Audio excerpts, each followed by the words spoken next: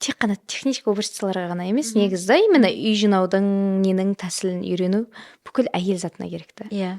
Түнгі 10-ға дейін жүрді өйдем. Таңертең келген қыздар. Мен сол кезде өзім жағам тастадым, кәдімгі шок болдым ғой. Жағдайымыздың төмен деп кеткен соншалықты кәдімгідей балдарға до такой степени аяқ киім алып беруге шамамыз келмеді да. Бірақ ақшасы деген шынымен де зор екен, 40 000 теңгеге үй тазалау деген деп. 150 подписчиктан 2000 подписчикке көтеріледі ғой. Бір күнде. Керемет. Стористан. 5 жыл бұрын бастадың ғой. 5 жыл бұрын 5000 теңгемен бастадың. Оның 2000 теңгесіне шелек сатып алдың ба? Жаңа инвестиция ақша тарттым, оны қайтара алмай қалдым. Ал клининг саласында ол өте қаралатын зат та.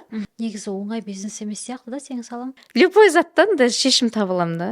Сол кезде аламын мен 2021 жылы номер 1 клининг деген. Бұл саланың да осындай бір жүйесі болады екен ғой, осындай деген сияқты бір ой келді да. И сол поддержканы мен не үйден де көрмедім, не жақындарымнан да көрмедім да. 4 жыл бойы сен туалет тазалайтын оқуын оқисың.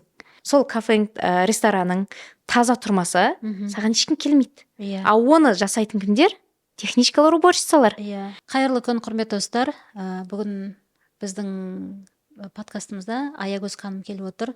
Жалпы біздер әйелдер қауымы күнделікті өзімізге таныс үйдегі уборка жасайтын шелек, тряпка деген бұйымдардың біз қадір қасиетін көп біле бермейміз. Бірақ сол осы бұйымдардың қадірін, қасиетін, құндылығын жақсы кеңінен түсініп, осы бұйымдарды табыс көзіне айналдырып жүрген бүгінгі біздің кейіпкеріміз Аягөз ханым келіп отыр. Жалпы осы тазалық саласындағы кәсіптің барысы маған өте қызықты болғаннан кейін осы кісіні бүгінгі эфирге шақырып отырмын. Қош келдіңіз, Аягөз ханым. Қош көрдік. Енді сізге осы біздің эфиріміздің басында жасыңыз нешеде және осы тазалық саласына Sky Cleaning компаниясының ашылуына қалай келдіңіз? Жалпы осы салаға деген қызығушылық неден басталды? Сол туралы білгім келіп отыр. Жалпы есімім Аягөз. Сақтау қаласында уже 10 жылдан бері тұрамын. Компанияның ашылғанына уже 6 жылдай болды. Жасым 31-де қазіргі таңда. Яғни 25 жасымда бастаған болып тұрмын. Жалпы ол кезде 3 балам бар тұғын. Осы клиник бастаған жылдар. И бұл бастаған неміз бұл жерде именно қалай мұқтаждықтан келдік қой. Өзіміз 17 квадрат метрде тұрамыз. Общежитие. 3 баламен. Жағдайымыздың төмен деп кеткен соншалықты кәдімгідей балдарға да такой степени аяқ киім алып беруге шамамыз келмеді да. Жолдасым жұмыс жасайды заводта. И кредит бар, анау бар деген сияқты жетіспейді. И сол жылдары кәдімгідей балдарымды тастап кетіп, өзім әлі есімде 5000 теңгеге 2000 теңгесіне OLX-ке реклама салдым. 3000 теңгесіне шелек, кәдімгі недегі Comet, Fairy деген заттар алып. Базардан. Базардан емес, сол автодромда тұратын едік. Автодромдағы жаңағы Береке деген магазин бар, сол жерден барып алып, сразу бірінші заказға сомен шығып кеткем. Солай бастаған кәсібім осылай. Неге уборкадан бастадың кәсіпті? Жалпы одан алдында мен жасадым, әртүрлі. Сотовый отделда да жұмыс жасадым, Астана қаласында. Енді өзім Астанада оқыдым ғой. Гүлде ашып көрдім, самсаханам болды одан алдын. Істемеген затым жоқ, сосын бізде кризис болды. Сол уақытта балам, өзім ауырдым да. Сол уақытта Шымкентке кетіп қалды, сол қайтып келген уақытта бізде сондай кризис уақытысында. Жалпы бұл сфераны мен студент кезінде үйренген едім. Тазалық сферасы. Астанада именно осына клининг компанияда жұмыс жасап. Одан кейін Шымкентте апаларым бар. Осындай бастаған, менен алдым бастағанда. И солардан үйренгендерім бар ғой. И соны қорықпай бастап кеттім да бұны. Әйтпесе деген екінің бірінің қолына ойына келе бермейді ғой. Тазалық жасап, біреудің үйіне барып уборка жасап беріп, мен ақша табайын деген ой келмейді да. Әйел келіншектер көбінесе жаңа үйде отырған кезде торт пісірумен айналысып кетеді, нан пісірумен, салат жасаумен көбіне айналысып кетеді да. Бірақ жаңағы үйде отырып баламен уборкамен айналысып кетіп, ақша тауып кетті дегенді көп естімейді екенмін мен. Сізде бұрын опытыңыз болған осы салада? Кішкене дәмін татқансыз, иә? Содан басталып кеткен бе? Кішкене көп емес, бірақ иә. Бірақ соны солай Иә, табыстауға болатын уже сездіңіз, білдіңіз, иә? Иә, білдім. Содан Бастап кеттік. Сосын бір қанша уақыт жүрдіңіз жаңағы бір шелегіңізбен? Бірақ мен андай өзім лидерствоның несі бар да, характері. И качествосы бар да. И мен ары кетсе 2 ай жүрген шығармын. Тез бастапсыңыз. 2 ай жүрдім, сосын уже әлі есімде бірінші көршілерімді алып шықтым. Көршілерім еще командаға. Енді үлкен заказдар шығып қалады. Ана көршімді алам, ана көршімді адам тап, анау деген сияқты жан-жақтан жинаймын да, сөйтіп шығып кетемін. Даже қорқу не деген, қолымызда не пылесос, не зат жоқ, бірақ компания деп ашып қойғанбыз ғой. Сосын түрткі болған зат фея уборки деген кино көретін едім. Дорама бар, корейский. Сол фея уборкида барлық каждый деталі, каждый затын ұнататын едім да өзім. Күшті қылып шығарған да енді, униформамен, кәдімгідей. Вообще, сол маған түрткі болды бір жағынан. Қызықты. Сонда мысалға мен ондай киноны маған көп көрсем әсер етпей қалуы мүмкін да, ондай қатты бір инсайт бермеуі мүмкін.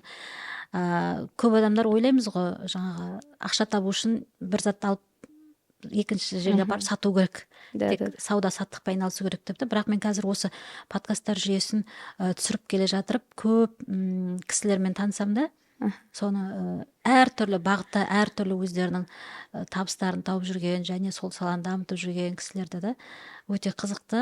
Сіздің неңіз болайын деп тұрған сияқты бүгін. Әңгімеңіз қызықты болайын деп тұрған сияқты. Сосын 2 айдан кейін 2 айдай жүрдім. И то ол кезде былай болды ғой. Динара Қосжан деген.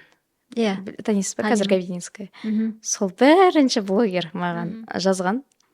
Осындай, в общем, үйімді жинап бер, мен сені рекламаға шығарам. Өзі реклама, маркетинг деген түсінбейміз. Қай жылдар бұл? 2018. Бәріміз қатар келген екенбіз ғой. Иә, сөйтіп ол кісі жазады, сосын біріншісінде отказ берем. Ақша жоқ енді ондай заттарға да. Әлі пока бастап жүрген тапқанымызды, выживание ғой, былай қарап тұрғанда тапқанымызды, күнделікті тамағымызға, немізге құштамыз деген сияқты.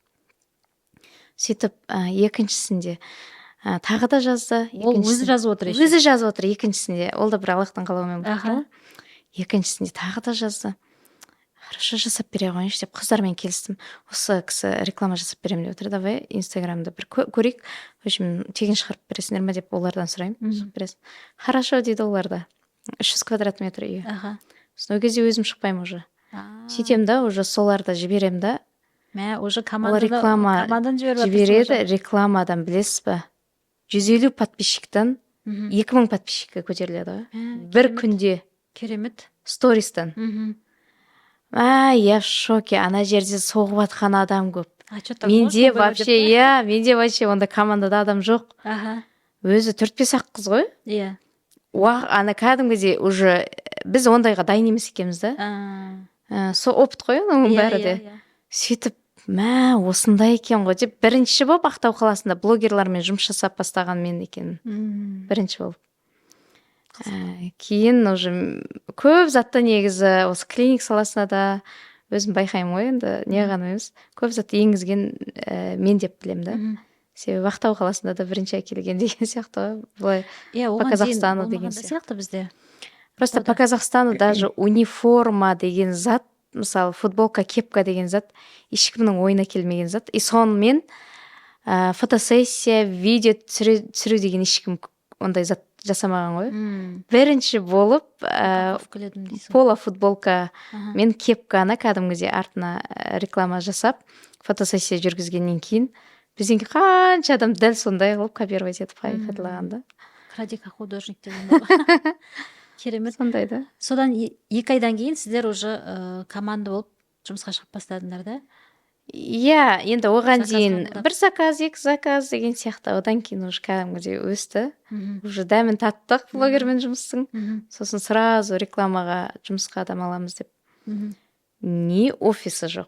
Кәдімгідей үйде 17 квадрат метрдің ішінде. Есік алдында мынандай массажный кровать бар. Соның үстіне заттарды қойып қоямыз. сөйтеміз да кәдімгідей пакетке шелектерді саламыз, тряпкаларды саламыз. Қыздар баратын кезде прямой барады, біз апарып береміз заттарын. Өзің неге шықпайтын болдың ол кезде? Уже үлгере алмай кеттім ғой. Мен телефон, анау мынау деген сияқты да. Колл-центрде отырсың. Иә, колл-центр, уже инстаграмның дәмін таттым, инстаграмға видео деген сияқты ғой. Ол жерге ол кезде видео не онша жоқ еді, бірақ жаңағыдай канва бар ма еді ол кезде, точно білмеймін, әйтеуір номерлар жасап, жаңа картинка жасап, басқа жақтан алып деген сияқты сондай заттарды мен жақсы келістіретін да, и соның бәріне отыратын едім өзім. Сөйтіп бастағанбыз жалпы. Содан кейін керемет қызық.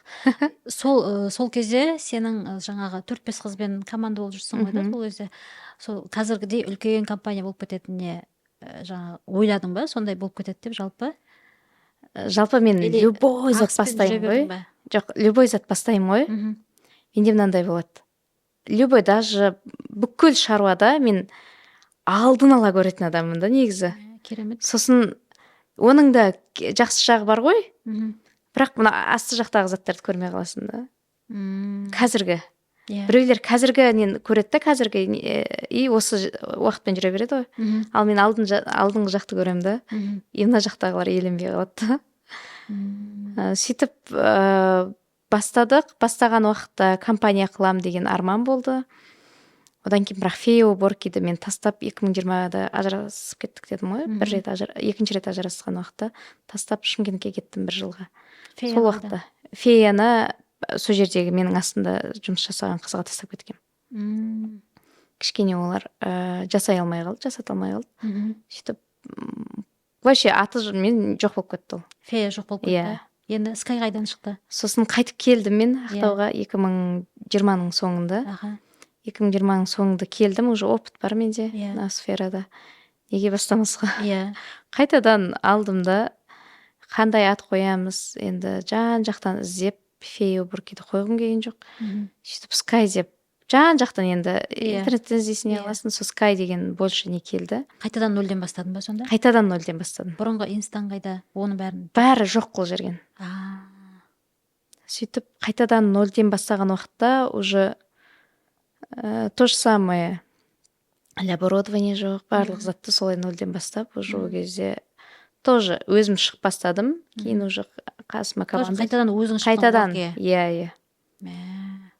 Солай. Сонда бір затты 2 рет нөлден бастадың. Иә, бір затты 2 рет нөлден бастадым.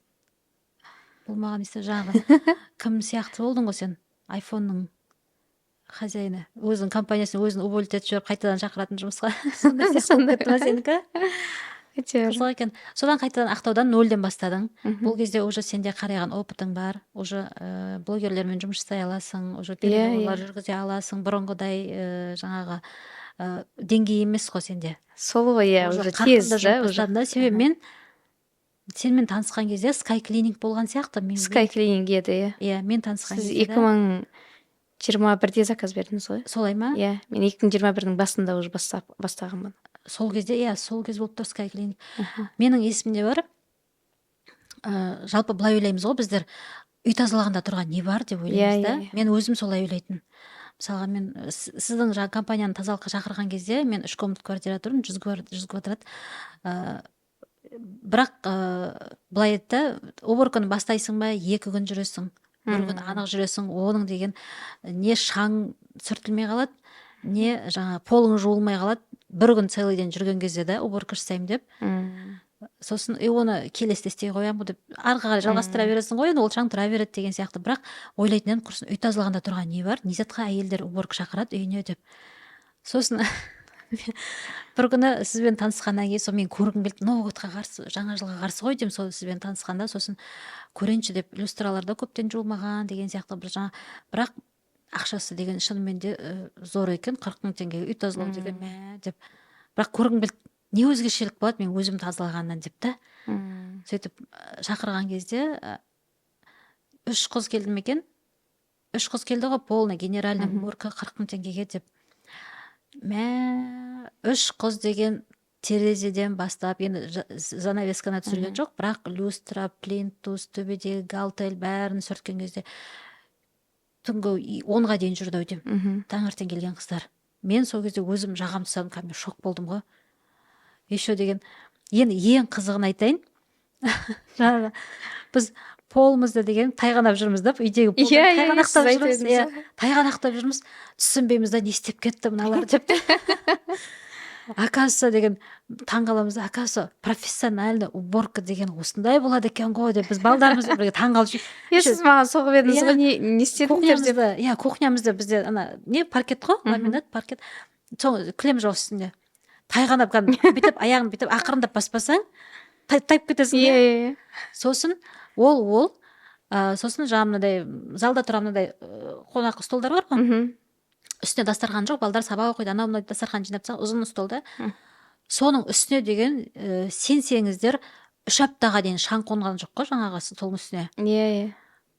Мен таңғалдым, мыналар бір сиқырлы бірдеме жасап кетті ма, или қайтадан клиентті өздеріне шақыра берсін деп осындай бірдеме жасап кететін шығар деп ойладым да. Иә. Сосын өзіңе соқтым ғой. Иә. Телефон соқтым. Не істеп кеттіңдер? Біздің үйдің полдары тайғанақтап кеткен деп та.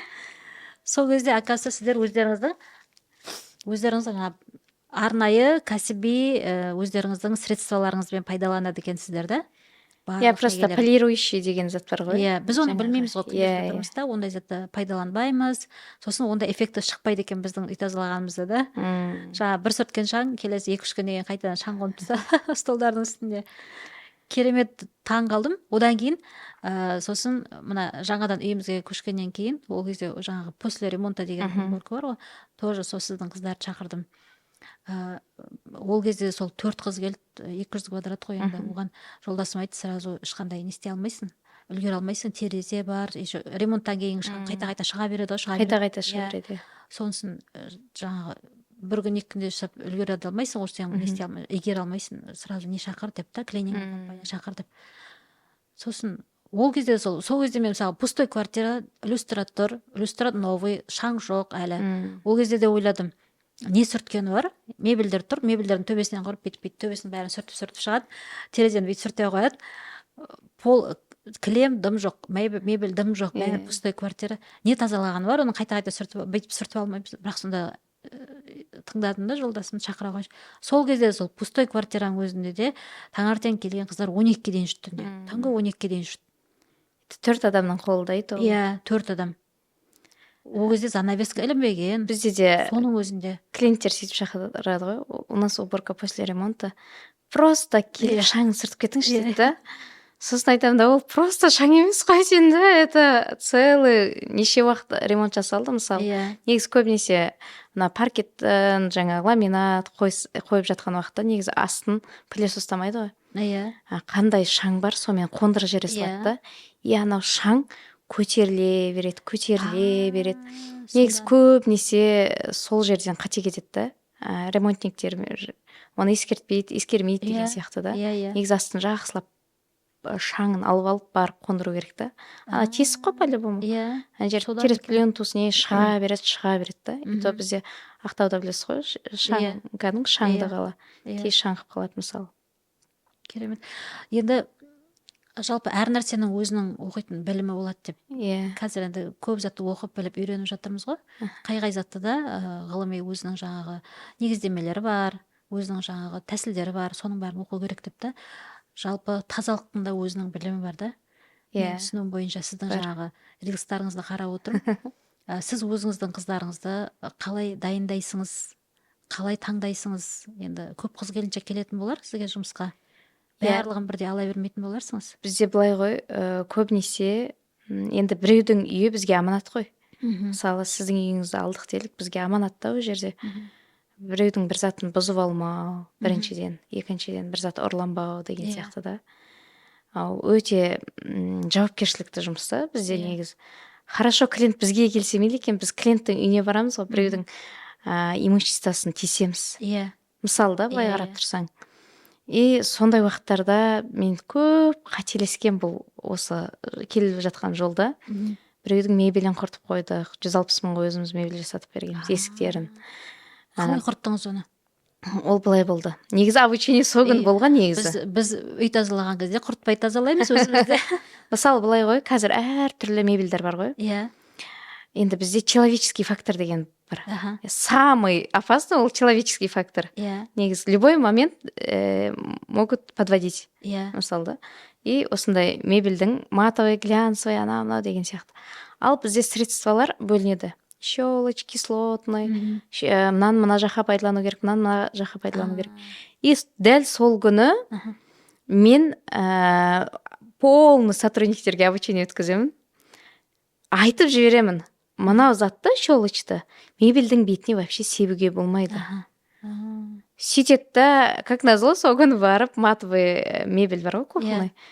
Барады да, антижар сеуіп тастаған. Аха.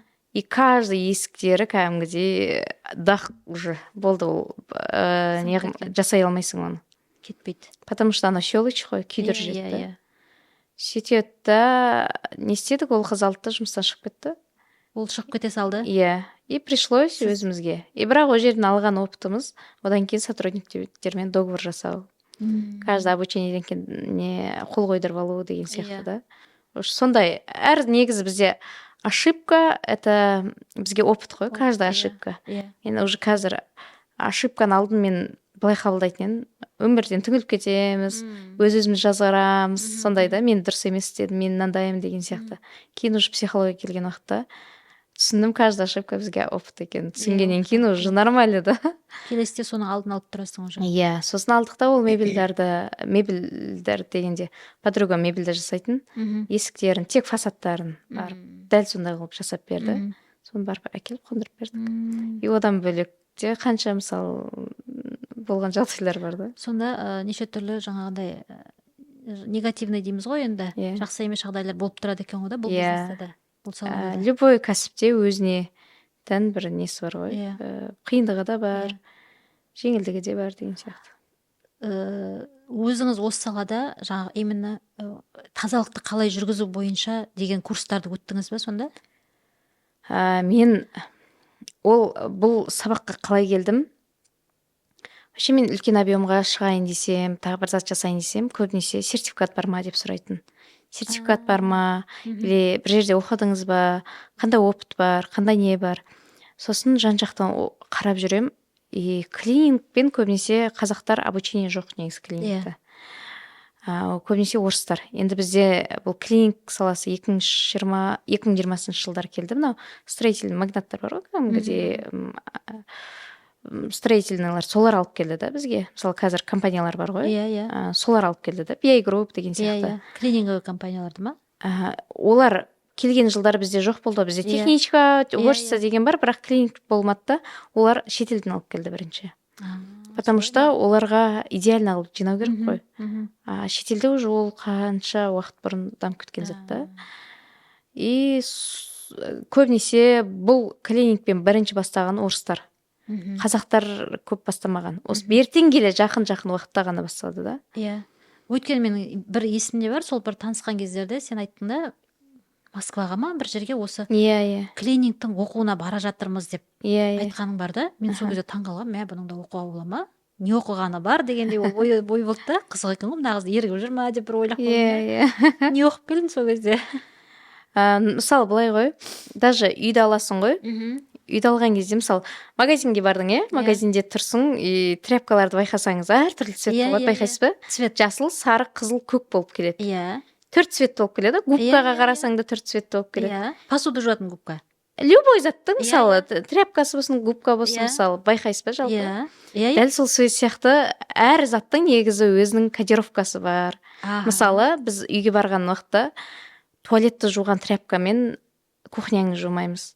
Кухня жуған тряпкамен басқа бөлмен. Ал клининг саласында ол өте қаралатын затта. Бізде көбінесе оқымай барып жасайды ғой. Сосын кәдімгідей сіздің үйіңізге келеді да біреу, туалетті жуып жүрген тряпкасымен ана жақта да жуып кете береді деген сияқты да. Бізде именно клининг саласында ол зат, қалай айтсам болады, қызыл тряпканы именно туалетке арнаймыз, оны мына жаққа араластырмаймыз деген сияқты. Уже обучение сондайдан басталады да. Этика, эстетика. Мысалы, біреудің үйіне бардың ба, мен сотрудниктерге категорически запрещаю, даже судың өзін ішуге болмайды. Ішуге болмайды? Иә. Неге? Потому что сен біреудің үйінде тұрсың ғой. Иә. Иә. Тек қана сұрап та, енді суды, туалетті можно сұрауға, қалған бір тамақ ұстауға болмайды. Біреудің затына тиісуге болмайды да, мысалы. Этика, эстетика, мысалы. Каждый сондай заттардың барлығын үйренген уақытта, мысалы терезені қалай быстро и эффективно жуасың, мысалы да, біздегі тек қана тазалық емес қой. Мысалы сен сіз айтып жатсыз ғой, мен үйді бастайтын болсам, с утра до вечера жүремін, еще тағы да ертесіне тағы да, ол бір айға созылады да. И то дұрыс эффективно жуылмайды. Ал біздегі мақсат, мысалы мынанша уақытта мынандай үйді жинап кету керек деген сияқты да, мысалы. Яғни уақыт плюс тазалық қой. Сосын жаңағы мен сұрағым келіп отыр, цветтер бар дедіңіз ғой, губкаларында, олар бірдеңе мағынасы бар ма? Мысалға, посуды жуатын мынандай кішкентай губка. Мысалы, қызыл тряпка, салфетка, губка болсын, любойын тек қана туалетке, потому что опасный зона, ол жерде влажный бактериялар көп болады, и соны біз шелектің өзі бізде 4 цвет, шелекті, губкасын, даже перчаткидің өзін қызыл қылып береміз.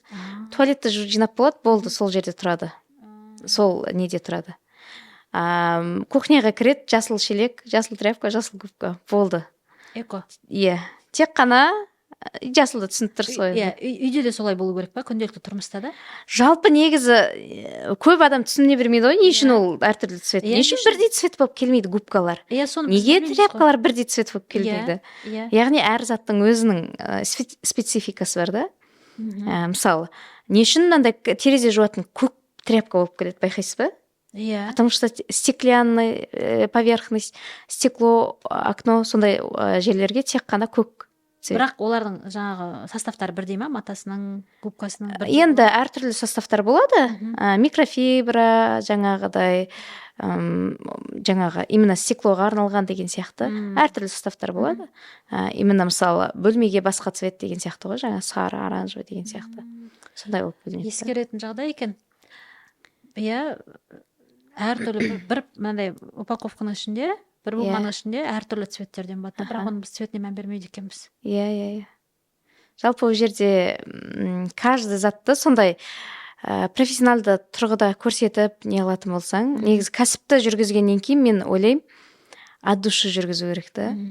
А не так, что просто ақша түсіп жатыр емес та. И менде өзімнің ұстанымым сол полный кәдімгідей. Иә, сол кезде бір әңгімелескен кезде, сол кездерде, бір танысқан кездерде, сен айтқан есімде да, қыздарды таңдаған кезде қыздарға обучение жүргізем, және оларға жаңағы қалай айтсам болады, жаңағы клиент үйіне барған кезде мынандай да, ала жібін аттама деген сияқты, осындай жаңағы қиянаттар жасама, мынандай күнделікті сондай жаңағы бір мотивационный сабақ сияқты бір мини тренингтер ұйымдастырып жасап отырамыз деп айтқан есімде да, менің сол кезде ойлағам, мықты подход екен деп та. Просто түсінесіз бе, сіз жаңа айтасыз ғой, тазалық любой әйел қолынан келеді деп та. И, соответственно, бізге жұмысқа келген әйелдерді сөйтіп ойлап келеді. Соответственно, бізде уборщица болсын, техничка болсын, жаңа қалада жүрген, любой осы сфераға келетін жұмысшылар, сотрудниктер, олар басқа жерден жұмыс таппаған. Енді білім жоқ деген сияқты. Яғни көз ашық емес деп айта алмаймын, енді былай қарап тұрсаң, сондай әйелдер келеді да. Енді, соответственно, басқа жерде, не үшін басқа жерге бармайды жұмысқа деген сияқты да. Мысалы, енді түсініп тұрған шығарсыз, ақшаның жоқтығынан келеді бізге. И біз сол адамдарды, сол әйелдерді клиенттің үйіне ондай немен жібере алмаймыз да. Ол барады да, өзін потому что жертва күйінде болады ол кісілер да. Мен мынандай жағдайым жоқ деп клиентпен сөйлесу мүмкін, клиентке айту мүмкін бар жағдайын. Ондай көп басымнан өткен ғой енді. Мысалы, каждый клиенттің үйінен бір зат сұрау мүмкін деген сияқты да. Менің басымда деген бомба жарылып жатыр деймін ба? Қатты инсайт болады, өйткен деген шынымен де былай ғой, сіз айтып отырғаныңыз, сізге келетін жаңа әйел кісілер басқа жерден жұмыс таппады, басқа выход таппады, тек қана уборкаге ғана мойынсұнып тұр. Ол кісілер өзін басқалардан да төмен, өзін төмен ұстап тұр. Төмен ұстайды. бір күшті бір рилсыңызды көргем осы мағынада, бірақ өте бір әдемі көркем сөздермен айтылған екен да, бір жеткізе алмай отырмын. Сондай состояниеде келген келіншектерді, бірақ біз сол состояниемен оны клиенттердің үйіне жібере алмаймыз деп отырсыз, иә? Сол үшін сіздер жаңағыдай тренингтер, семинарлар өткізесіз. Иә, Керемет. сосын Бірақ дұрыс емес тренингтерді өткізіп қойған кездеріміз болған. қалай? Енді біз білім жолында жүргеннен кейін біз ана тренингке барамыз, әйтеуір ана жерден біреуін аласың, біреуін аласың. Иә. Бір сабақ өткіздік барлық сотрудниктерге. Менсіз болды, 3 күндік сабақ. Кім өткізді оны? Айтпай ақ қояйын енді. Жоқ, басқа бір кісі келіп. Иә, басқа бір кісі өткізді, и мен қатыстырған жоқ. 3 күннен кейін оның обратная связь бүкіл сотрудниктер маған қарсы шықты. Сол кезде мен түсінбедім, неге мен не үшін өткіздім деген сияқты.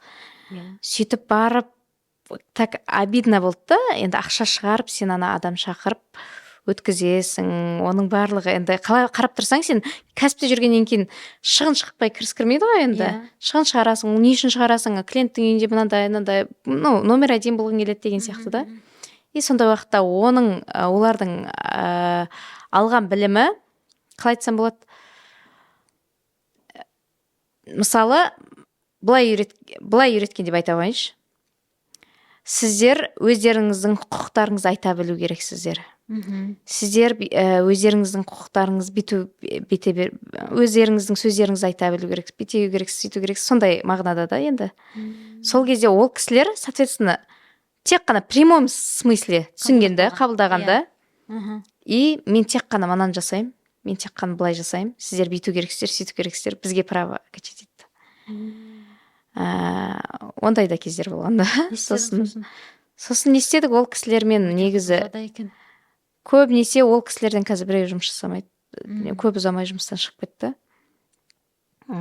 Енді уверенность сыйлап жіберген жақсы ғой, бірақ қалай айтсам болады, басшыға не дейді, құл болмайды дейді, басшыға бағынған. Тәртіпке бағынған құл болмайды дейді. Дәл сол сияқты олар дұрыс емес мағынада түсінді ма или дұрыс түсіндірмеді ма білмеймін да, қандай неде. Бірақ агрессия шықты да ол тренингтен. Агрессивный болып. Потому что енді біз білімде жүргеннен кейін әйтеуір ана жерден прямой смысле алмайсың ғой. Ана жерден анадан бір тренингтен какой-то бір процент аласың да, например. Түсінесің ғой. Иә. Сосын сөйтіп аласың да жан жақтан. И өзің сияқты ойлайсың, бірақ өзің сияқты болмайды екен да. Оларға басқаша подход жасау керек екен, содан кейін бар түсіндім. Былай ғой, Аягөз, мысалға білім бастаған, әліппеден басталады. Мектепте сразу 10-шы классың әдебиетін, или әдебиет хрестоматиясын сразу 1-ші класс, 2-ші класстың оқушысына бермейді ғой, сразу әліппеден басталады да. Әліппедегі шағын тақпақтардан, мәтіндерден. Сол сияқты болып тұр ғой сіздерде. Жаңағы әліппе жоқ, психологияның бас жағы азбукасы жоқ та, сразу жаңағы несіне тереңіне сіңіп жібергенсің да, сосын түсінбей алған болып тұр ғой. Иә, сөйтіп содан кейін көбінесе негізі бізге келген елер жұмыс оңай деп ойлайды да. Олар тек қана бізде сотрудниктер барып жұмыс жасау не қылу, ол бүкіл ненің 50% алады, даже одан да көп емес та. Ал қалған жақта ішкі кухня, сыртқы упаковка, барлық шаруаны мысалы бітіріп жатқан олар көрмей жатады да. Сосын мен де жасай аламын дейді, өздері бөлек шығып кетеді, клиенттердің номерларын алады, өздері барып жұмыс жасайды деген сияқты. Хорошо жұмыс жасасын, бірақ көбінесе естіп жатамын жаңағыдай біреудің үйінен бір зат жоғалыпты деген сияқты. Мысалы, ол алмаса да сондай обратный связьдар да. Мысалы, көбінесе сондай естіп жатамын да, шығып кетеді, не қылады, подводить етеді сені, бір зат істеп кетеді, по-любому ол үйтіп жетістікке жетпейді да. Негізі оңай бизнес емес сияқты да сенің салаң? Иә. Услуга вообще, айтып отырмын ғой, біреудің үйін жауапкершілікке алғаннан кейін это. Бұл үйде не бар, не жоқ мысалы. Иә, мысалы, мен басымен жауап беремін ғой, бірақ ана сотрудниктер жауап бермейді оны. Сол жағы қиындау екен, бірақ сонда да соған повторно қайтадан келіп отырсың. Екінші рет нөлден бастап. Но бұл жұмысты қалай айтсам болады? Менде осыған келген кезде инсайт та көп, бүкіл немді осыған арнайламын да, и қалай айтсам болады, идеялар да келе береді басыма, мынаны жасасам, мынаны былай жасасам деген сияқты. сөйтіп жасасам дейсің ғой, бірақ оны жасайтын сен ойлайсың, жасайтын басқа адамдар ғой. иә Соны жасата алып жатырсың ба? жасата алып жатқанда енді барынша жасата алып жатырмын деп ойлаймын, бірақ барынша полный спектрда мен осыған кіріскен жақсы көремін да. И кәдімгідей өзімді полный бере аламын, с утра до вечера болсын деген сияқты да. Потому что енді өзімнің қалай айтсам болады, осы сферада өзімді таптым деген сияқты ғой. И мысалы бір қыздар ана жерге барады, мынау кетпей жатыр, мынау бітпей жатыр десе, мен барып любой затты кетіріп бере аламын деген сияқты да. Білмеймін, енді адам Алланың берген несі шығар, енді любой заттан да шешім таба аламын да. Сондай жағынан, именно тазалық жағынан. Керемет. Қызық. Әркімнің сонда талант енді әртүрлі ғой адам бойындағы.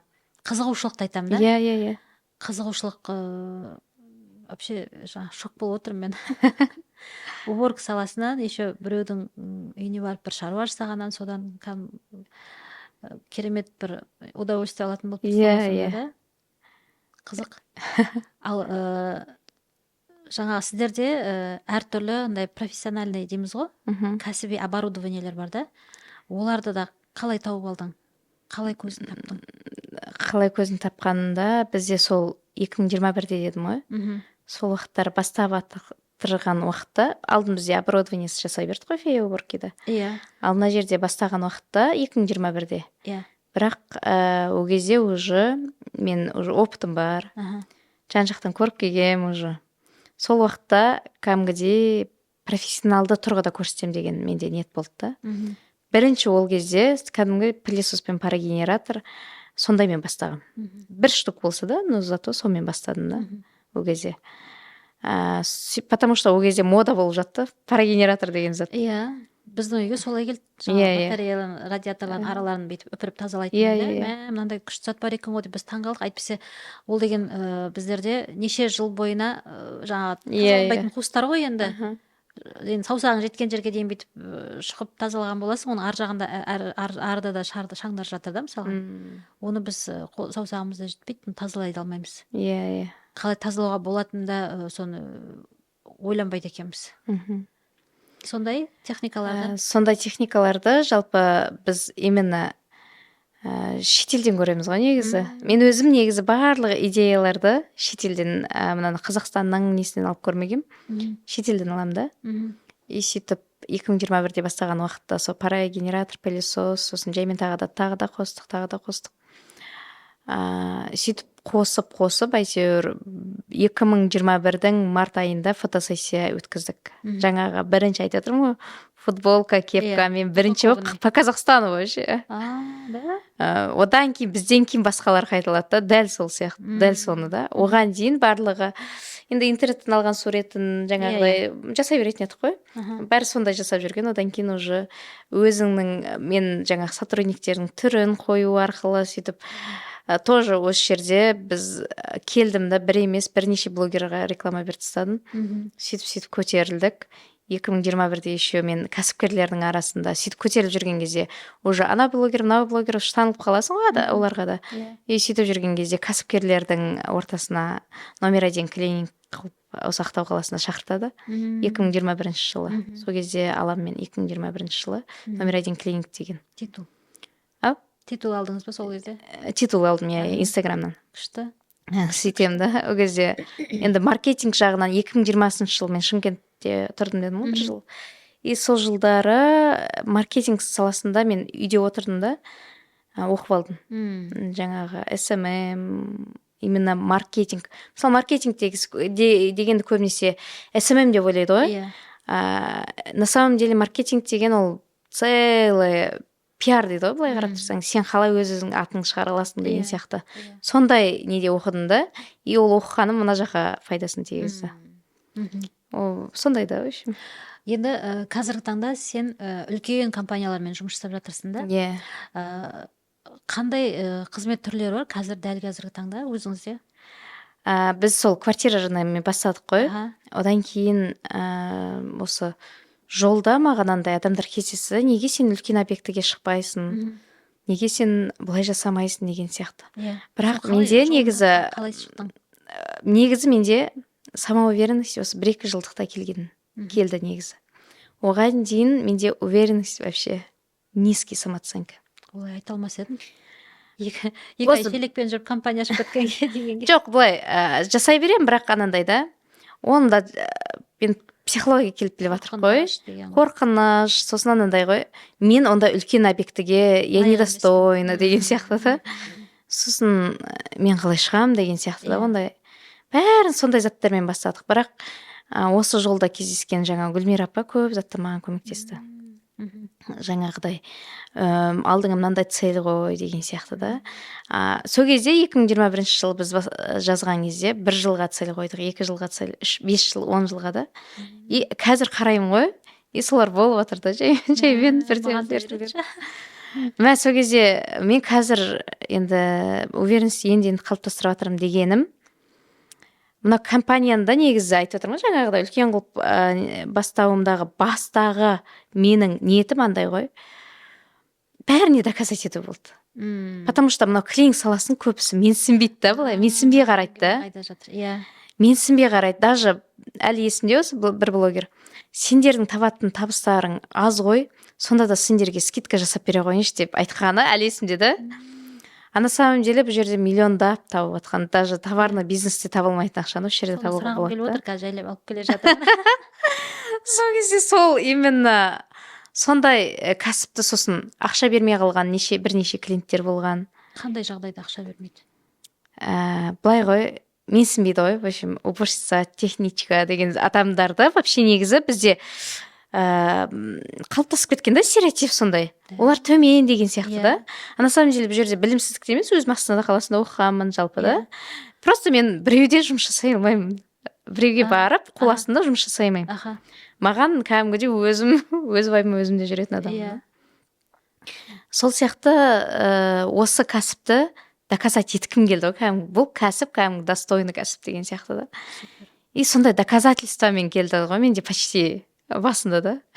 Кейін уже ол шыңға шыққаннан кейін қызық болмай қалып, кішкене депрессияға, қарызға кіріп кеткен кездерім де болды осы кәсіптің несінен.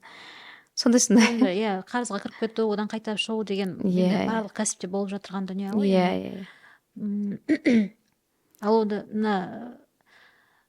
үлкен мысалы торговый домдармен жұмыс жасап жатсың, Аққаланы білемін да. Одан да басқа объектілер бар ма? Аққала мол, бизнес-центрлар бар қазір бізде, торговый центрлер бар. Бәйтерек, Анвар, ірі-ірілері, Плейпарк деген сияқты ірі-ірілері. Сол кезде мен де жаңа танысып жүрген кезімде ғой, екеуміз сөйлескен кезде Аққаланы осы полный клинингін алып жатырмыз.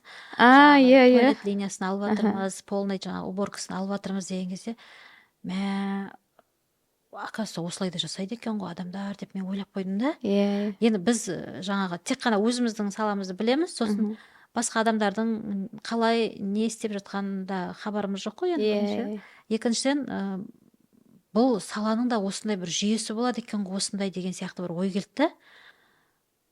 Қалай туындады сондай ой, жалпы идея қайдан келді компанияларды не алу деген? Біз ойлаймыз ғой, мысалы торговый домның туалетін жуатын өзінің ішінде апайлар болады, мысалы уборка жүргізетін, пол жуатын апайлар болады, бірақ олар сол Аққаланың мысалға да или басқа да жердің өзінің қызметкерлері деп ойлаймыз да.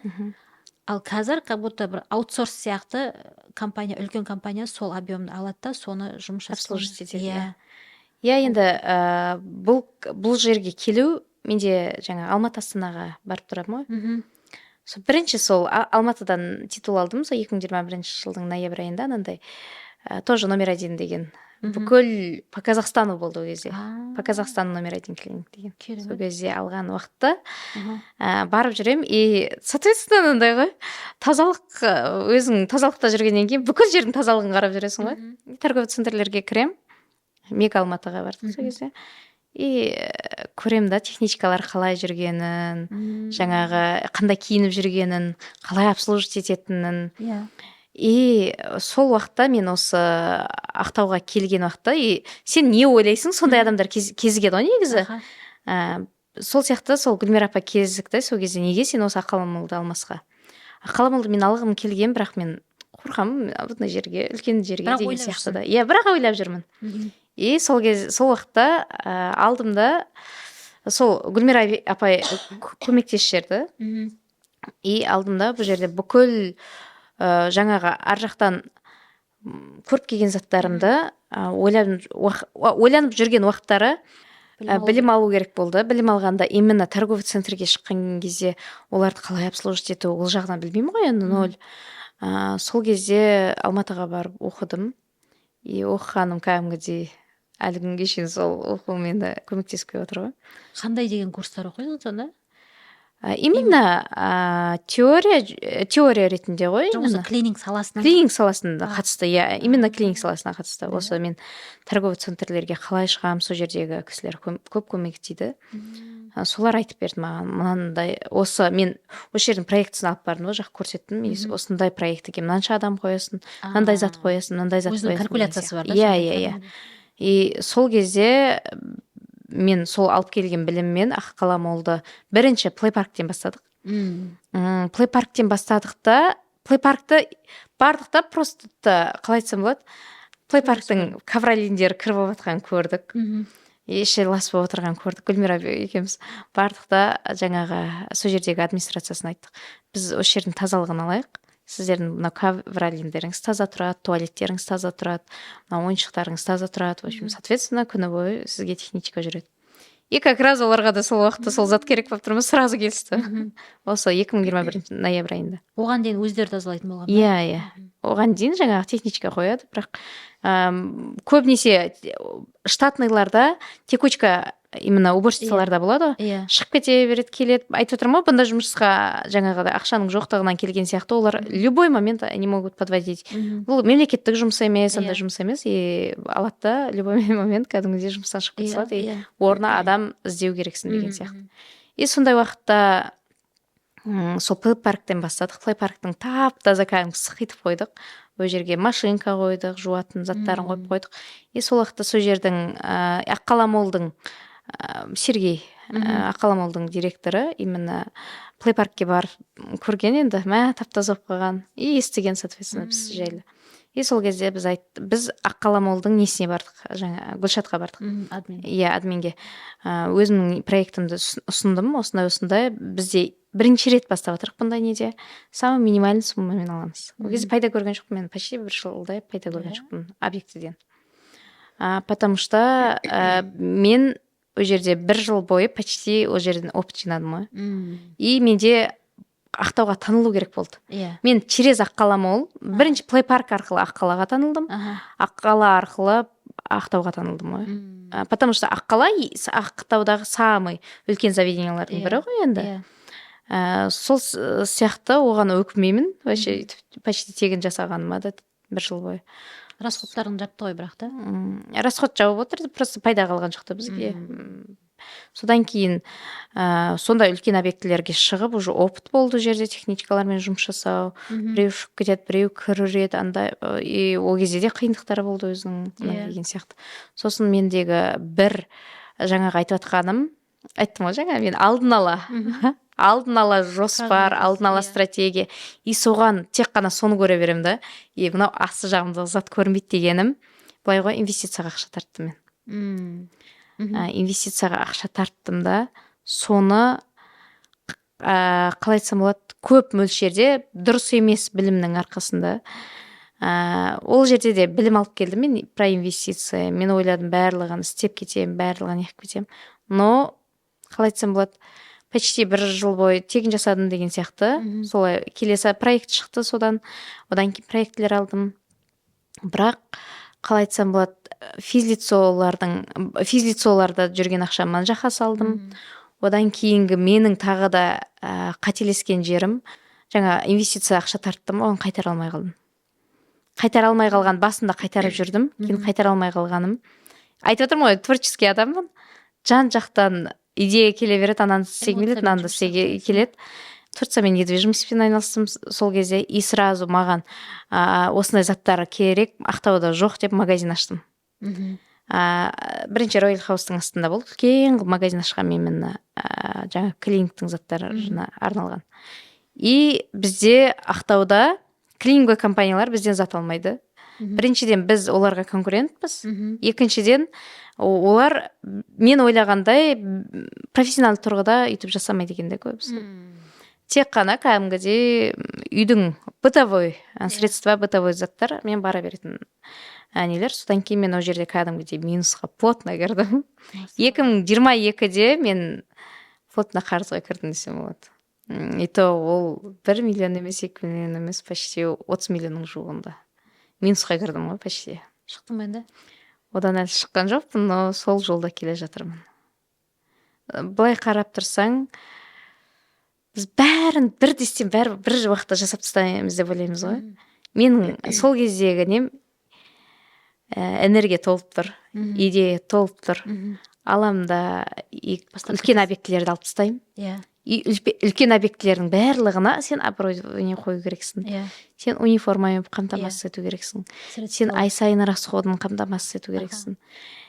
И білімсіздігіммен бұл жерде жаңағыдай бірінің артынан бірін, ананың ақшасын мынаған салып, мынаның ақшасын мынаған салып, сөйтіп өзім шашылып қалдым да. Үстіне жамай бересің. Иә, и то әйел адам барлық жауапкершілік өзімде, барлық қарыз менің мойнымда болғаннан кейін үйінде жаңағыдай жолдасың сөйлейді.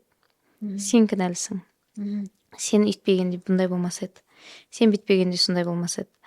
И каждый раз соның айта бергені, и не то, что ол маған ғана айтқан жоқ, бүкіл жан жаққа таратты да.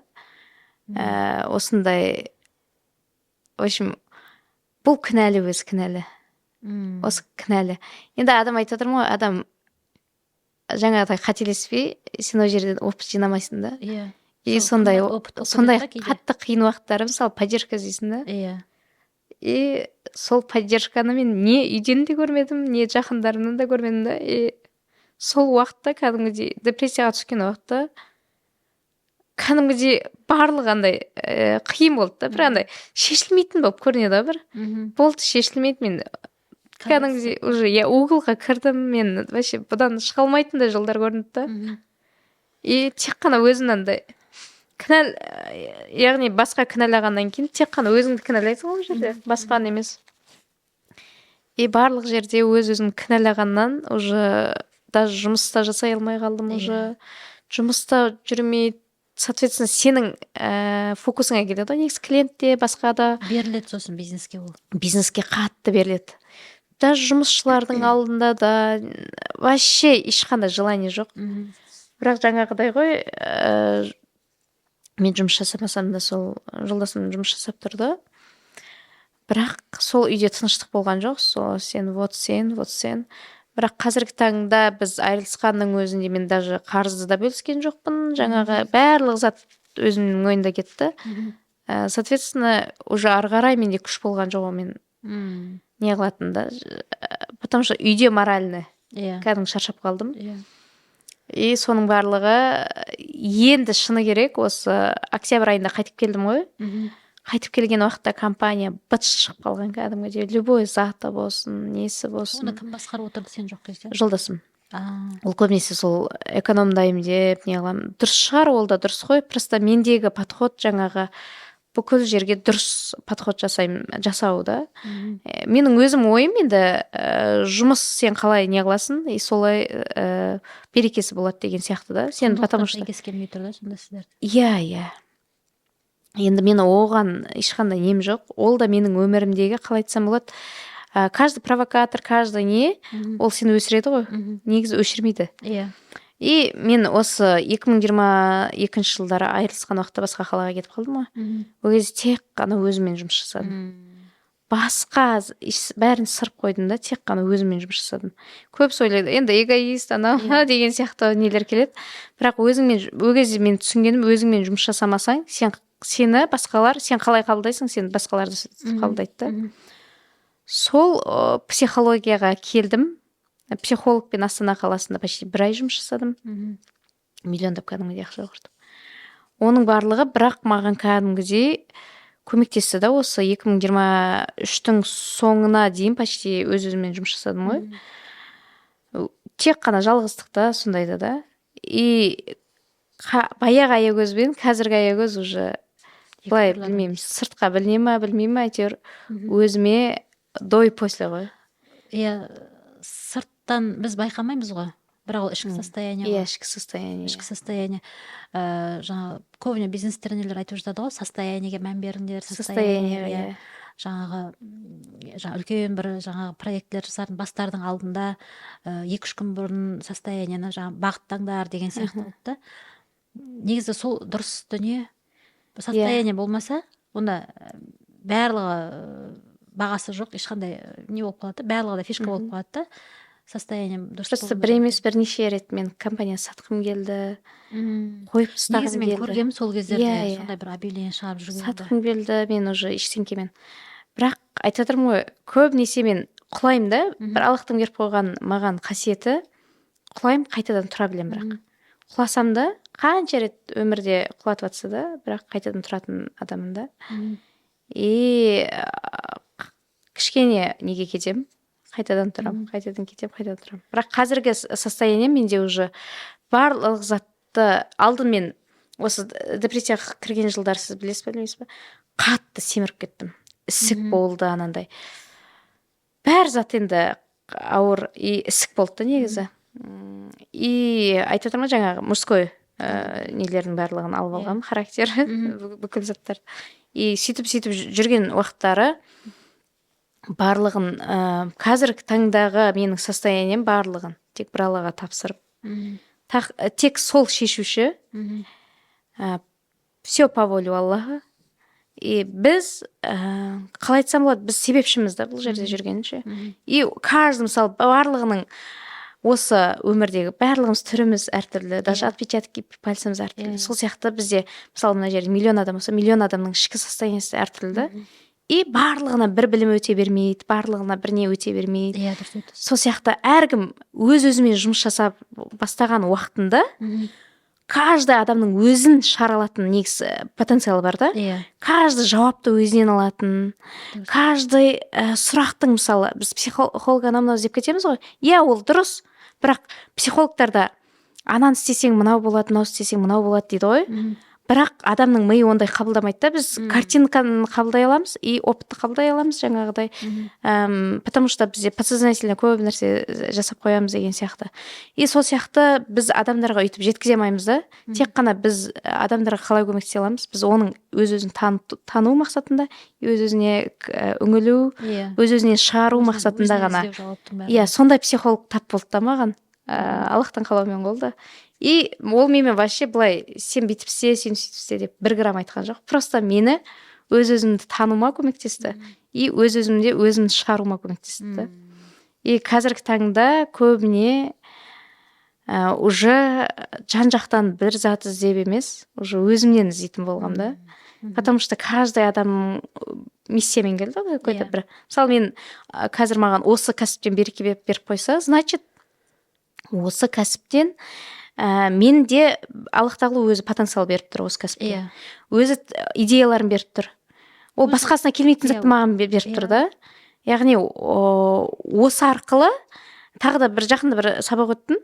И сол кезде айтады да, мен тағы да бір кәсіп бастағым келіп жүр. Бренд. Айттым ғой жаңа, киім саласын ашқым келіп жүр. Алдын тағы да құлаған есімде қалмаған ғой. Тағы да бастағым келеді, 2-3 проект бар, тағы да соны бастағым келеді. Сол кезде айтам да, сен мына кәсіпті қашадың дейді да. Ол менің ұстазым бірі ғой. Қашадың осыны. Қашадың, сосын оған дәнектің, оны өсірдің, оған су құйдың. Ол енді бүйтіп келген кезде сен оны тастап уже басқаға кетейін деп жатсың дейді да. Бұл жерде бұл жерде тура қайтадан психология келіп тірелеміз. Тура көтерілген уақытта менде, оказывается, я недостойна деген сияқты не бар екен да. Триггер, иә. И каждый осы затпен проработка жасағаннан кейін уже успокоилась. Просто былай ғой, біз көбінесе біреулер бастайды, соң басқасына кетіп қалады ғой. Каждый заттың өзінің несі бар да. Көп адам солай да жүр ғой қазір. Иә. Бәрімізде солай арасында выгорание болып жатады. Сол. Бір мән көрмей қалады ішінен да. Сосын былай ғой, мен жаңа брендті айтып кете ғой. Брендті ол жерде біз негізі өзімізге қажетті заттан бастаймыз ғой негізі. мен өзім кәсіпке келген кәсіпте жүрген уақытта именно орамалды келіншектерге андай костюмный вариант, былай әдемі киетін, удобно деген сияқты, еще качественно іздейсің ғой. Сондай бір жерге переговорға барған кезде әдемі болып көріну деген сияқты. Сондай заттар іздеген уақытта табылу қиын да. И костюмный вариантта 20 шақты киім шығардым негізі. Өзім. Дизайн өзім не қылдым, лекаласын шығарып деген сияқты. Бірақ тігіншілер басқа. Оралды тіктірттім. И сондай бүкіл нені оны бастадым. Кейін ана сабақтан кейін мен уже тоқтадым. Потому что өз жерден кейін барып ойланып қарасам, мен мына қашап жатқан затымдағы дальше қашайым деген сияқты. Енді біз франшиза сата білдік қой өткен жылы. Иә, сол туралы мен сұрамаппын ғой. Франшиза саттыңыз. Курстар өткіздіңіз. Осы клининговый компаниямен жұмыс жасайтын адамдарды оқыттыңыз, иә? Өткен жылы. Иә, өткен жылы оқыттыңыз. Сонда сіз өзіңізге бәсекелестерді өсірдіңіз ба осы Ақтаудың ішінде? Қалай ойлайсыңыз? Иә, по Казахстану. По Казахстану өсірдіңіз даже. Алматыда оқыттым ғой, онлайн и офлайн болды да менде. Бірінші мен франшизадан бастағаным, ол франшизаны аяқ асты болған зат. Ол кісі негізі осы Инстаграмда мен маркетингтен жақсы көтеріп жүрген уақытта по Казахстану негізі білім іздеп сұрайтындар көп болды да менде. Үйретіңізші, сіздің инстаграмыңыз маған ұнайды. Мен инстаграмға өзімнің өмірімді бәрін сала беретін. Қалай бастадық, қалай қойдық деген сияқты. И сол уақытта осы Атыраудан бір әйел жазады, осыны үйретесіз бе деп. Өзі жолдасым сөйлеседі. Сол кезде уже сөйлесу арқылы ақыраяғында біз соларға франшиза сататын болып шығамыз. Иә, мысалға франшиза деген бір өндіріс болса, соның франшизасын алуға болады да, немесе жаңағы бір енді қолдан жасау қиындау зат болса да, ал енді тазалыққа келгенде оған да франшиза керек пе екен дегенді ой туындайды да. Тазалықты барып жасай бермейсің, франшиза алмай-ақ деген сияқты. Иә, біздің осы компанияны көтергелі бізде өзіміздің ішкі кәдімгідей правила дейді ғой, жүйе, система, правила. Соның барлығын мен қалыптастыра білдім да бұл жерде. И сол франшиза сатқан кісіге біз от үйді оборудованиесін алып бердік өзіміз. Керек заттарын алып бердік, формасына дейін. И неді? Инстаграм жөндеп беру, сайт жасау, жаңағыдай визитка, брошюрки, подаркалар деген сияқты сондайлардың барлығын жасап, өздері ан жақтан офис тауып қойды. Полный офисын толтырып, открытиясын жасап, соның барлығы біз тараптан шықты да. И о жақтағы блогерларға жан-жаққа шығып, о жақтан көтеріп біз кеттік. Яғни бастапқы клиенттерін уже тауып беріп кеттік та. Яғни өзім бір апта бұрын бардым, одан кейін қасымда команда барды. В общем, почти 10 күндей, почти сол жақта біз солай. Неше франшизаңыз бар? Мен бір қалаға саттым. Тек қана Атырау ма? Иә. Қазір жұмыс жасап. Одан кейін, жасап тұр ол жерде. Атырау жақсы жасап тұр. Негізі бізде Ақтау қаласында кішкене клиникқа деген кезде ақша аяйды не алады ғой, жаңағыдай ғой. Түсінбейді да көбінесе. Аяйды дегенде емес, ол көбінесе құндылығын түсінбейді да, бұл клиниктің жалпы бар ғой. Құндылығын мен негізі көбінесе құндылығын көрсету арқылы сатам ғой, өз продукциямды. И солай мен бренд қалыптастыра алдым да. Жаңағыдай ғой, Алматыға барып номер 1, ан жақтан барып деген сияқты білім, жан-жаққа барып білім алдым. Мысалы, любой проект объектіге шығатын болсам, мен мынандай сертификатым бар, мынандай бар деген сияқты да. Осындай білім арқылы, білімін көрсету арқылы солай жеткіземін да. Ал өзіңнің өсірген конкуренттерің, оқушыларың саған қандай? Жалпы конкуренция көп жерде сен өсесің да. Қалай? Мысалы, клиник былай қарап тұрсаң, былай айтайыншы, былай мысал ретінде. Мысалы, Олжа базарына бар. И мына жақтың бәрі чехол да. Чехол, зарядка адамнан. И, соответственно, адамдар о жерге сол үшін келеді. О жерде қанша адам болса да, бәрінің саудасы өтіп тұр, сол үшін сол жерде іздеп келеді. И, соответственно, мынау клиник саласы да көбейсе, жан-жақтың реклама, анау көбейсе, адамның көзі ашық болады. Сосын сұраныс көп болады. Клининг культурасы дамиды дейсің ғой. Иә. И сұраныс көбейген уақытта сен арасынан өз-өзіңді выделять ету керексің да. Бірақ бастаған адамның барлығы көтеріліп кетеді деген сөз емес қой. Жаңағыдай проблемалардың уақытысында айтайын 100%-дің почти 10% қалады ғой. айтып отырмын ғой, мен құлаймын, қайтадан тұра білетін қабілетім бар. И сондай адамдар қалады да. Мысалы, любой бизнеске келсек те сол ғой, любой сферада болсын, любой затта болсын. Екінші менің инсайтым болып отыр. Конкуренцияны көбейтіп, соның ішінен өзің лидер болып, осы сферада өзің жаңағы өзіңді жарыққа жоғары қарай шығару керексің деген. Алдыда тағы да көп проектілер бар. Осы Ақтау қаласында сообщество ашқанмын. Именно по клинингу. Қазір бүкіл даже кілем болсын, жаңа химчистка, мягкая мебель, химчистка киімдер болсын, бәрін жаймен қосып жатырмын. Сообщество, Енді Құдай қаласа жақында күшті проект бастап жатырмын. Сол проектіге кірісіп жатырмын. Ол қосқан кісілерге де енді айтылады олардың барлығы.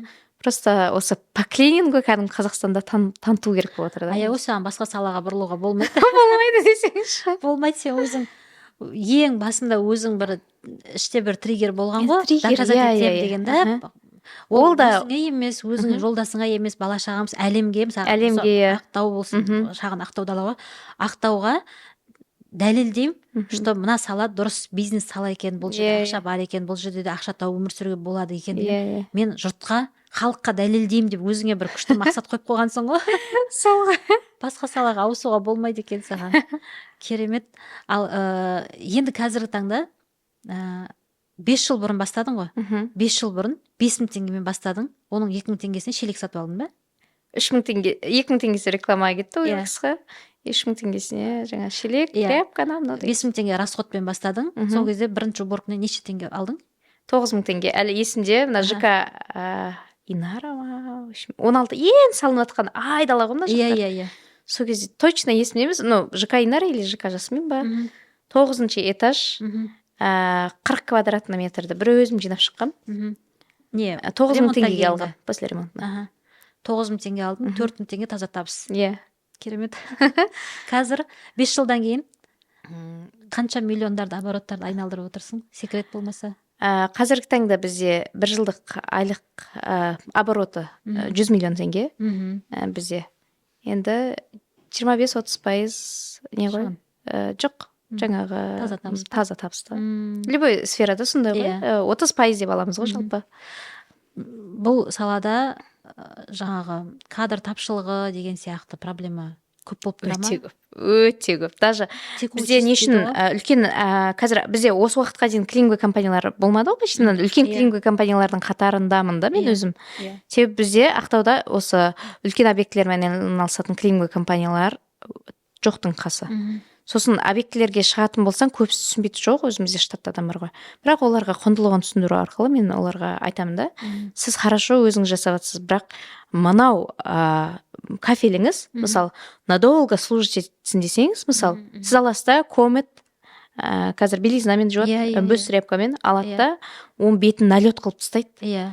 И, соответственно, ол көпке бармайды. Мысалы, ол 10 жылға жеткізетін кафелді, сен түрінде, швы барлығын бытшын шығарасың да. Цветтерін кетіріп. Яғни, каждый затқа подход бар. Мысалы, сіздің сотрудниктеріңіз, мысалы, униформамен жүрген қалайсыз ба? И текучка. Сізде головная боль болмайды, именно текучкада. Біз мына жерде адам жеткізіп беріп отырамыз. Бізде штатта адам тұрады. Бір проблеманы азайтасың. Қандай проблема? Бір емес, бірнеше проблемасында. Мысалы, жаңағыдай терезесін жуалмай жатыр ма? Бізде средствосы түрі бар. Жаңағыдай кинотеатрлар бар ғой, мысалы бізде. Кинотеатрдың ішіндегі ковролины болсын, жаңағыдай орындықтары болсын, кола төгілет, не төгілет, бар химчистка жасай қояды. Мысалы, сен оған головная боль, оған шақыртып тұру керексің. Дәл сол сияқты кейбіреулер ақшасына аяйды, ар жағында құндылығын түсінбей жатып та, енді олар жаймен бертін келеді. Дәл сол сияқты, мысалы, туалеттер бізде неге платный Ақтау қаласында? Потому что бізде батыста неге платный? Себебі менталитет, мысалы, қазір бесплатный қойсаң, маған бірінші айтқан адам, осы бір админнің естігенім, бесплатно қойып та көрдік, бірақ осы жердің продавецтер келетті, шашын жайып алып, бытшын шығарады. Платныйдың өзінде бытшын шығарады, бесплатныйда вообще бытшын шығарады. Сол үшін платный қылып қояды да. И қазір біз сол туалеттен бастадық қой бірінші үлкен проект объектілерімізді. Туалеттерін уже, соответственно, таза қылып, жаңағыда бумагалар қойып деген сияқты. Мысалы, әлі жан-жақтағы нелерге барып көрсең, әлі кәдімгі бумагамен жыртып беру арқылы отырады. Сондайдан бастадық да біз жаймен. И сөйтіп құндылығын жеткізу арқылы шығамыз да біз объектілерге. Керемет.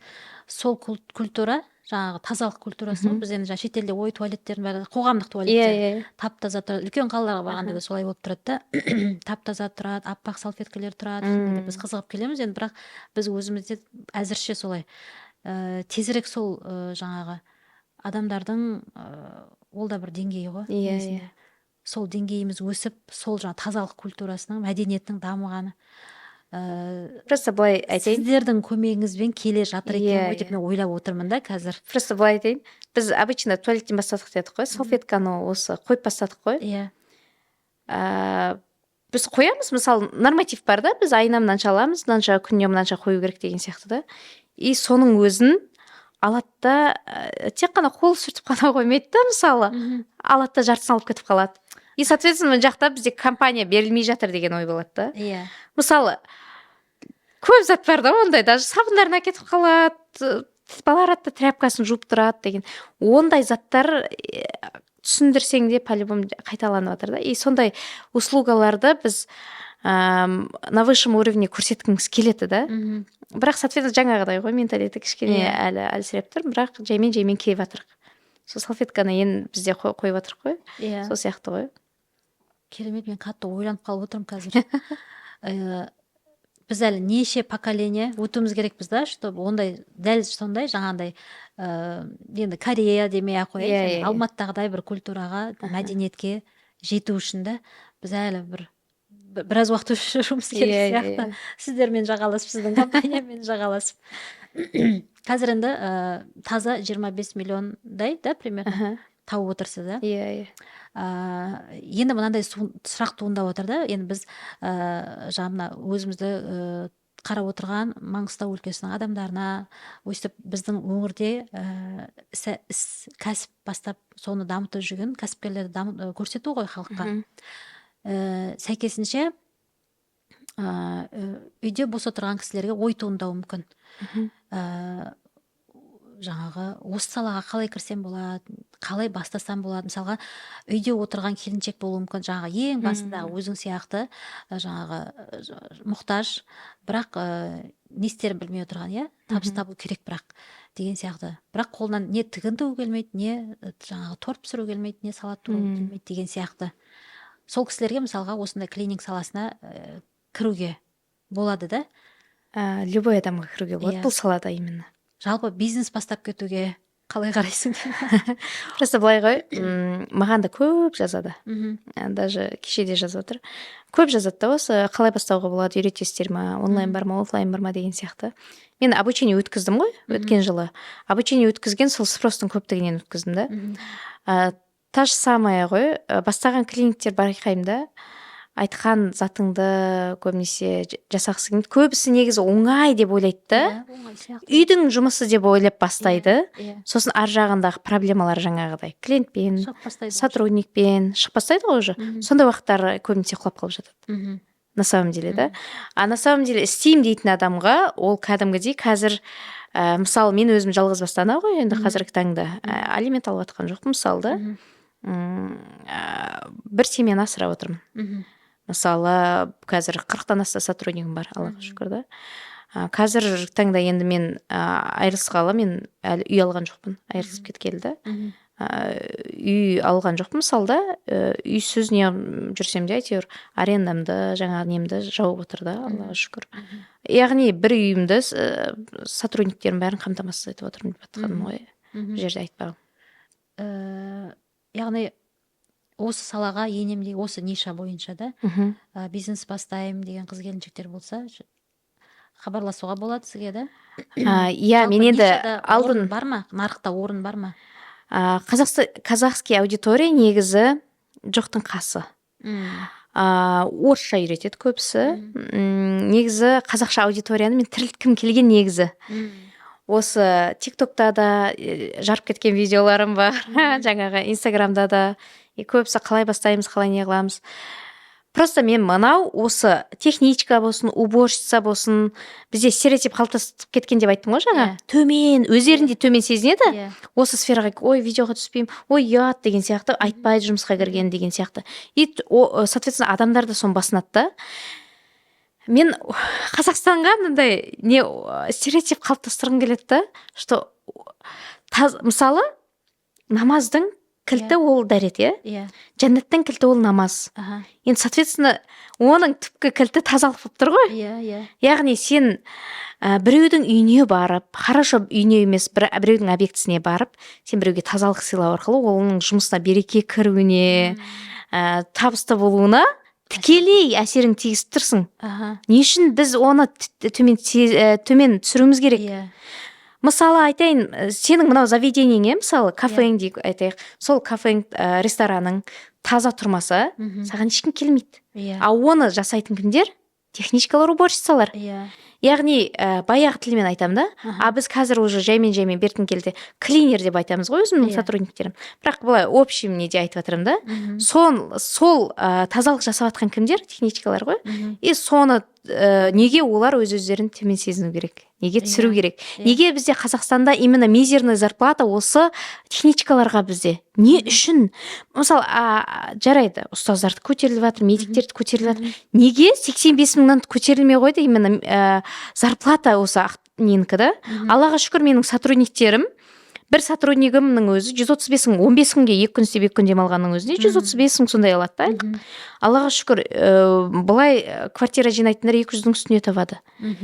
Айтқым келгені просто қарным ашатыны осы Қазақстанда неге шетелде мысалы самый күшті алатын зарплата осы тазалық мамандары.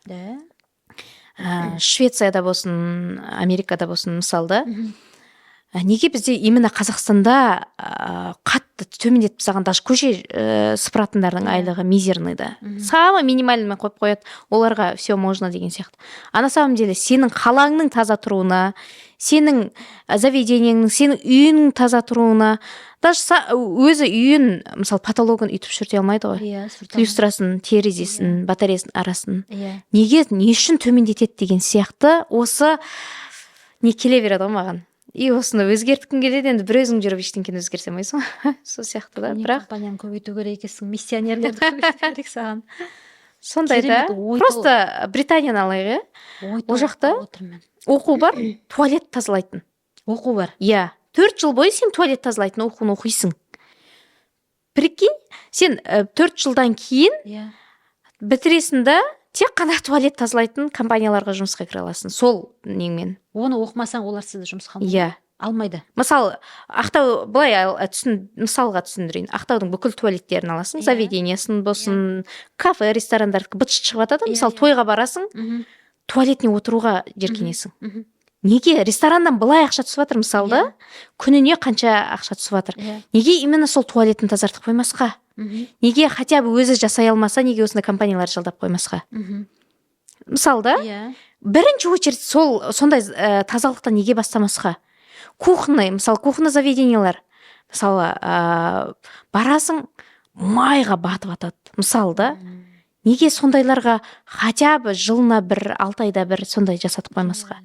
Сосын жаңағыдай туалеттерді күнделікті біреу келіп, компанияның келіп тазалап кетіп жатса, сенің рестораныңа қайтып келеді ғой анау адам. Неге сондайларды бізге қарамайды деген сияқты да. Сондай туалеттердің барлығын алып алады да, сол бүкіл компания сол қаланың туалетімен айналысады.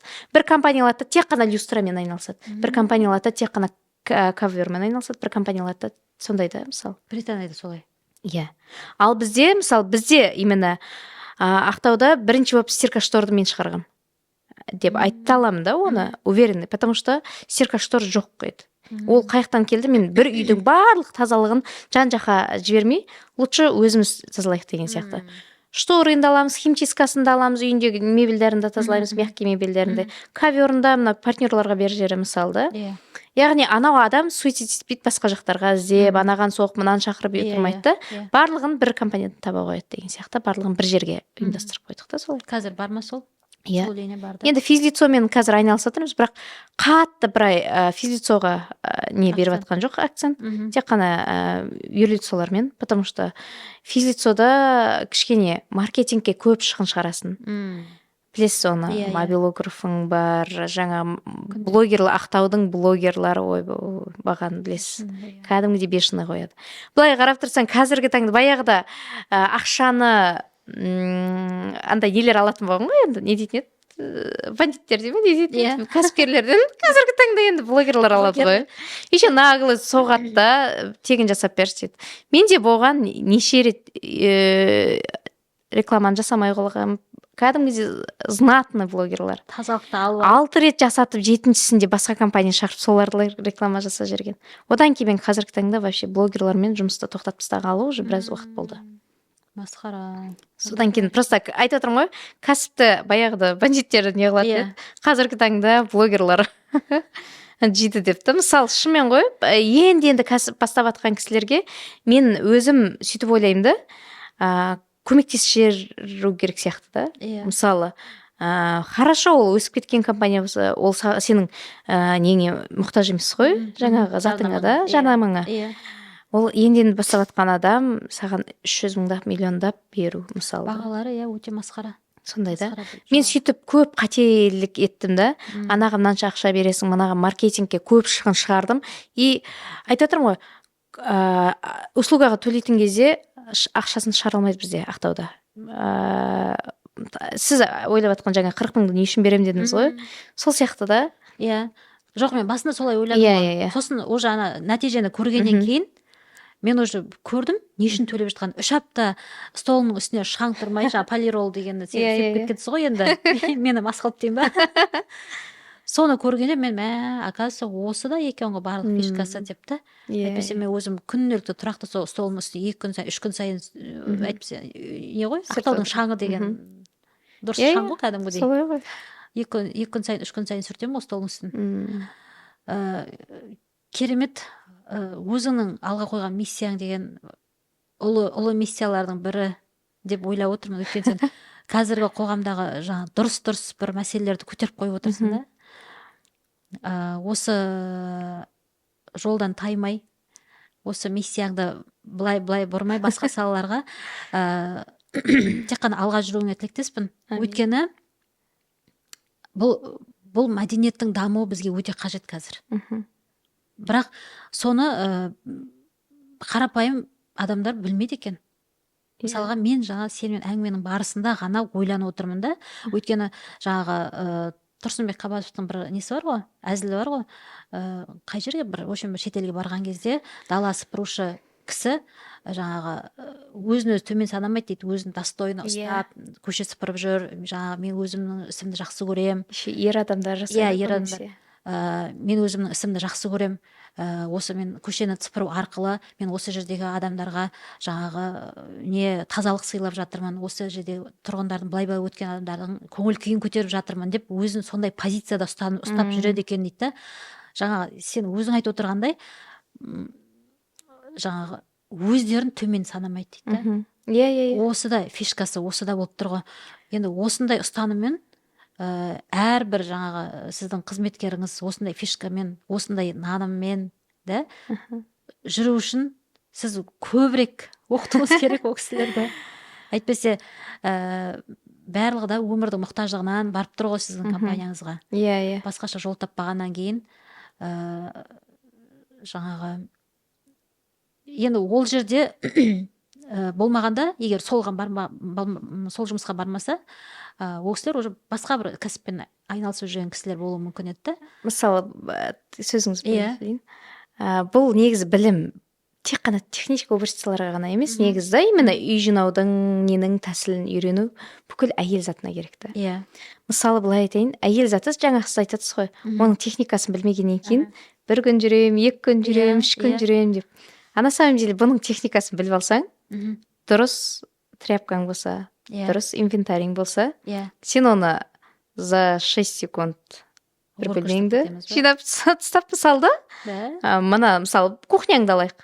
Қайсын қай жерден бастап, қай жерге нен қойып, қай жерден қалай бастауды біліп алсаң, мысалы да, соның қалай кетіруді, мысалы майды кетіру үшін отырасың, қанша уақытын кетіріп, мысалы ржавчинаны кейін. Именно соның средстволарымен, соның заттарымен қолдануды үйреніп алсаң, мысалы, сенің үйіңе, мысалы күніне жарты сағат үйіңе арнап қалған уақыттарын сен өзіңе арнай аласың. Болмаса басқа да жұмыстарыңа, мысалы үйде отырған әйелдер тек қана үйдің жұмысымен кетеді уақытысы. Үйдің жұмысы, одан бөлек тамағы, мынау деген сияқты. Сол үйдің жұмысын үйреніп алшы, техникасын. одан кейін уже қалған уақыттарыңда басқа тірлікпен айналыса бер деген сияқты да. Яғни енді үй жинаудың техникасын оқуымыз керек па сонда? жалпы деймін да, сөйтіп неге үйреніп алмасқа деп ойлаймын да. Жоқ, керемет. Егер де осындай курс ашса, өтейін деп тұрған сияқты. Өтейін деп тұр, уже мен уже сен прогревке беріліп жатыр. Керемет. Сондайды. Құрметті көрермендер, бүгінгі біздің қонағымыз Аягөз ханым көптеген мәселелердің ұшын бізге ашып берді. Бұрын мен бір курсқа барғам. Неге барамыз ғой, остеопат деген сияқты, асан жөндеу деген сияқты. Бәріміз енді бір жасқа келген кезде өзіміз тәлтіректеп жүріп кетеміз ғой енді. Содан бері Аллаға шүкір жүріп келе жатырмыз да. Бірақ сол дұрыс жүрудің өзінің әдіс тәсілдері бар екен. Дұрыс екі аяқты бүйтіп дұрыс жүрудің әдіс тәсілдері бар екен. Сол курсқа барған кезде мен ол кезде де шоке болғам да. Жаңағы неге мен былай жүрем, мысалға неге мен жаңағы құйрығым шошайып жүреді деген сияқты да.